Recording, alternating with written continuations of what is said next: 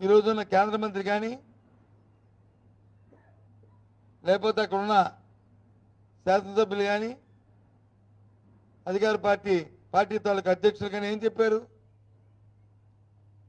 ఆ రోజు గొప్పగా నిరాదీక్ష చేశారే, మరి వాళ్ళు ఏం చెప్తారు దీని గురించి? మేము చెప్పాం 14,000 కోట్లు ప్యాకేజ్ ఇచ్చినప్పుడే ఇది మోసం జరుగుతుంది, ఏదైతే బ్యాంకు కరప్ట్ అవ్వకుండా దాన్ని వచ్చి కాపాడి తర్వాత దీన్ని ప్రైవేటైజేషన్ చేయడానికి ప్రయత్నం చేస్తున్న భాగం, అది కాకుండా ప్రకటన చేయాలి. ప్రధానమంత్రి ఆ తర్వాత 2 సార్లు విశాఖపట్నం వచ్చారు,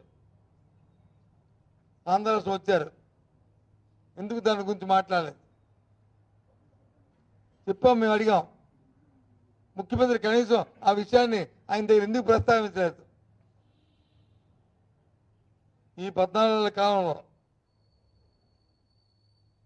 సాక్షాత్తు ముఖ్యమంత్రి చంద్రబాబు నాయుడు 16 సార్లు ఢిల్లీకి వెళ్ళారు. 1-2 సార్లు కాదు, 16 సార్లు వెళ్ళారు. ఈ 16 వెళ్ళిన నేపథ్యంలో ఏం చేశారు? మరి స్టీల్ ప్లాంట్